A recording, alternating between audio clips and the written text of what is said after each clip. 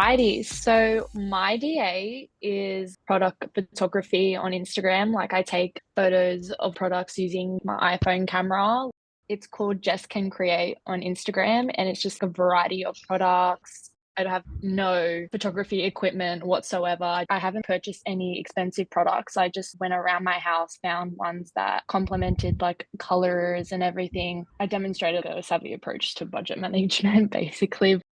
I think I've acknowledged the extensive equipment used by professional photographers, then finding like cost effective materials, just my iPhone. And then I've also invested a lot of effort in enhancing product photos through editing, experimented with different backdrop materials. Natural light posed a lot of challenges. I'll be waiting a lot during the day for like an angle with the sun and all that. And this week, especially, I've had the challenge of reaching audience on my Instagram. Like, I've had a lot of bots respond under my photos, but now I've considered Pinterest as a new form of platform I should venture into. I always change my DA ID every year. I never follow through with one, but I feel like really confident with this one because I'm really creative and I like digital and graphic design. So I feel like really confident with this one. I just need to work with my audience. I was going to ask, do you know who your audience is or what type of social utility? Like, I know you're doing product advertising, but is that to show your own skills, Yeah, to show people, oh, this is what I can do? Like, what's the aim here? just young adults, like people interested in the products. Anyone who's a fan of like product photography or even digital and graphic design can definitely follow it. But yeah, it's just something like showing my skill and, like hoping that other businesses or small businesses want to like reach out to me. I also had a question, but you said you were using just products that you have around your home, and I was wondering if you talked about those products at all. Do you have like a caption underneath the Instagram photo talking about them at all, or? Yeah, interesting that you say that because I was actually wondering that myself. I haven't had any captions at the moment. I've just had more hashtags because hashtags I feel like bring in audiences, but with mine, I don't think it really has. It's just brought in some bots. But maybe if I add a description about products and then its message and promoting it, maybe I should steer into that. It doesn't even have to be a promotion of anything. It could just be a review, which would push you into like a review sphere. Very true. Which Yeah. Yeah, which I feel might be less Pinterest and more Instagram-y. So if you were going towards Pinterest, this wouldn't be the route. Depends if you want to try and broaden it though. For me, I tend to go a bit broad with projects, but sometimes broad is kind of good, especially if you're struggling to find an audience.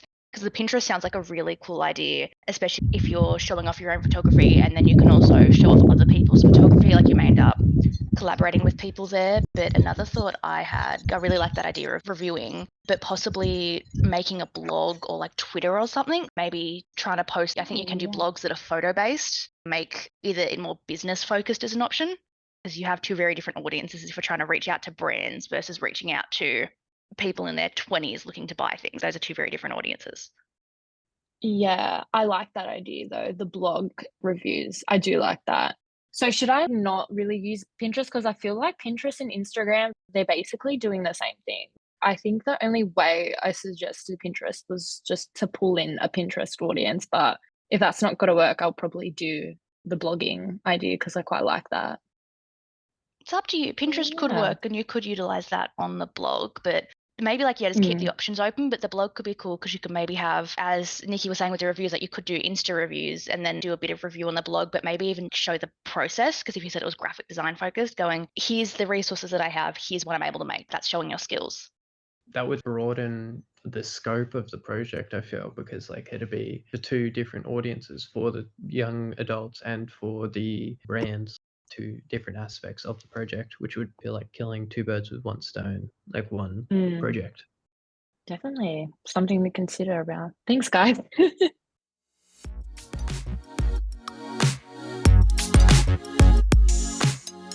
This time I was going back to something I really like, which is research. So I started out the idea of focusing on the cozy community. I wanted to research cozy and what kind of makes cozy. At the beginning of the semester, the idea was to do a blog and do some streaming, see how the community kind of forms, do some research, tie it all together. And I only realized about a week ago that the streaming isn't possible on my laptop. Spent the last week and a bit trying to restructure it, and I think I'm going back to, if anyone's done the media ethnography subject, tying back into that and exploring my personal relationship with Cozy as well as others. Currently, I've joined a few Discord servers. The aim is to either kind of make my own server and make a community, or even just join the communities, learn more, and then focus on the blogs where I'll be reviewing some games. I'm trying to finalize those sort of specific game analysis things, and then, yeah, what makes something cozy. I'm hoping this week to just get the blog up and running, do an intro post, trying to use stuff I'm already doing, like playing games. And I know the Pokemon DLC is coming out, so trying to either narrow down if I use specific games or broader games. I kind of just had a thought that I really need to utilize my timelines better, because I come up with a timeline and then we'll follow it. But then the moment something kind of goes wrong, I'll be like, oh, I'll push it back a week. And then if it gets pushed back that second week, that timeline is just entirely ignored. The other big learning moment was that I thought my laptop would have some issues, but I didn't think it would crash when I tried to run the things I needed to run. So it's maybe better to consider that earlier than like week 6. I'm literally the same with the timeline. I always push back, so you're not the only one with that issue. One question, is Cozy like another streaming platform? So Cozy isn't like cozy culture. I'm specifically kind of focusing on cozy gaming. So something that like you'll sit down and play the game to relax. If you've ever played like Minecraft, Stardew Valley, try and play it with that cozy perspective of take it chill, take it slow, enjoy the moment. I also do want to consider, could horror games be considered cozy if the way you're playing them is cozy? The audience is really chill and relaxed and the vibes are kind of chill. Yeah. Is that then a cozy gaming experience? No, that's super cool. I really like that idea. I've also been relating to a lot of the things you've been saying about struggles or learning curves within the process of designing it and like setting up a timeline. And at the start, you were talking about not being able to stick to one thing. And so choosing something you really like or paring down the amount of projects that you're doing. Did you guys have any possible ideas or options for expansion or anything like you'd suggest? I was going to actually recommend community groups on Reddit or like Mhm. Facebook groups. I feel like Reddit is just a whole other world, especially for gaming. Like, I feel like that's where people go to link and find other users to play with. Mhm. Are you using WordPress for your blog as well? Yep. So I'm still setting up the blog, but I'm using that. How many blogs do you plan on doing? Were the blog posts for each game like you explore? I want to do a little intro post. So currently I'm just kind of struggling with the persona is my big thing. If I don't have my audience narrowed down, I can't quite do the persona, but I think I'm just going to have to commit to something and then change it if I need to. I'm planning on starting with an intro post of this is the blog. I'm hoping to review cozy games and just kind of research what makes them cozy. The aim is more, but basis is be a few ones just going on specific games. And then if I could do 1 or 2 just on cozy culture overall.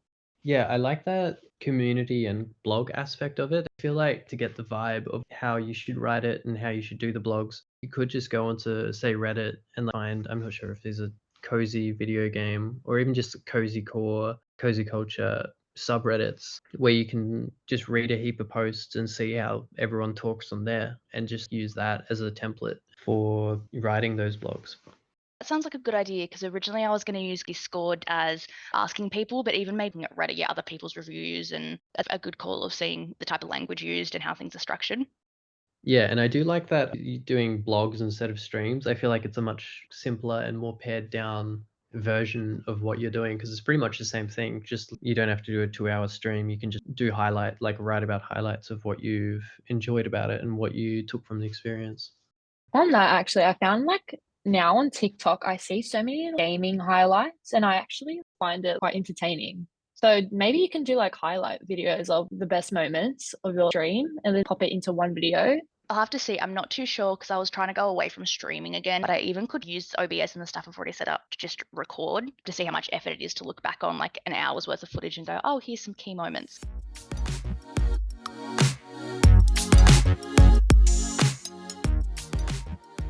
My project split up into 2 projects, both on YouTube, and they're both video series slash podcast series. The first one is called Nikki Likes Bees, which is pretty much a documentary style podcast where character follows around bees and pretty much talks about them, although it is a mockumentary because I don't actually follow around bees. The second half of it is a escape room type thing, and they're both narratively intertwined. The characters have to escape a room in order to do the bee podcast, essentially. I also change my DAs every time I have to do one, and I wanted to try and avoid that by doing two that I thought would be interesting, and also they interact with each other so that they'd keep my attention. I found that it's too much work, and I'm struggling to do the video aspect of it because of logistics. Getting back into filming has been more tricky than I imagined it would be. I've been thinking about like a blog, making it more about the problems that I have with it, or the narrative themes that are going on within it, talking about the making process of it, and then building up that anticipation for it and be making trailers for it and stuff so that I can build an audience, because at the moment my only audience interactions has been with my mum. But yeah, I've kind of painted myself into a weird corner by making both of the themes of the project niche in a boring way. I love both. Which one would be your favorite one, really, if you were to pick one? In theory, I really like the escape rooms because they've got some really wacky ideas. Like all of the escape rooms are based outside of logic, but in practice, I think I like the e-podcast better because it's just easier. I feel like with the B one especially, I feel like there's a whole community group on Reddit or like a Facebook group. I'm not sure if I have a bit of a different perspective because you've said you're doing two projects, but it almost sounds like you could make it the same project if you make it a single YouTube page and link them a bit more closely than they already are. Maybe meta it a bit, like is the escape room a dream or some sort of supernatural influence that the character doesn't really remember it, but one post will be the bee and the next one will be the escape room and you only reference it a little bit, and that could work really well. Like I love the idea of the blog on the behinds. You could even get away with just planning most of it out and only producing a few things. If you're producing content about like the content you're producing, you've already done a fair bit. You said yours is a bit too niche, but I really think focusing in on that kind of supernatural finds you an audience. I think I did mention the Magnus Archives and those sort of like creepy podcasts. I think that could be your Yeah. audience. That's true, yeah, for sure. I think, yeah, there is like a unnervingness about it. In the first episode, Nikki gets lost in a forest following some bees and is very confused and like very lost and is okay, it's time to end the episode because I'm scared. I think that could definitely be a route I could take, a kind of unnerving madhouse type of vibe. What was the podcast again? Magnus Archives. So even if you just maybe Magnus. watch an episode, if you see something about how it was set out, because it was, then like you could keep the B one as more of a chill one, but have it slightly unnerving, but then it's escape room ones that maybe make it really creepy. I think you're probably best off at this point going with the entire thing as a podcast. If you're going to go blog route, use the footage you've used for those sort of trailer things and go like, this is what I was trying to do, but I've changed it to this instead. Right. Yeah, interesting. Cool. Or you could do parts like the intro of it is a video and then it kind of maybe the video cuts and then it's just audio. Then you can kind of tie it together and then you can just release it as an audio as well. Yeah, like when they escape the room, the video comes back or something. Then you can get away with not having to finish the middle part, which is kind of the painful part. Yeah, literally.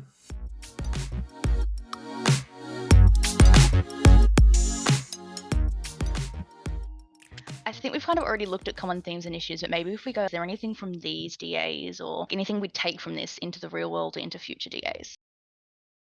With me, to be honest, I find it something like I'm really interested in and I would carry it on in a job or a hobby in the future. I feel like now, especially people are making their own business profiles, like Instagram profiles. I've seen so many with product photography and all that. So I definitely find this DA relates to me, whereas other ones feel like the other ones, the time management and my interest and motivation didn't equal. But with this one, I feel different about it, which is a good thing. Can definitely see myself carrying it out outside of uni. That's what I've been kind of hunting towards with the DA, that the goal, most of my DAs, like I've quote unquote failed. I've gotten decent marks because I can show why they failed, but I want to kind of have some sort of project. So if anyone tries to hire me, I can go, here's something that I've done. You can see it. For sure. Yeah, for sure. No, I definitely think yours, Jessica, could be literally just doing the exact same thing for a job, but like with official products that you've been sent.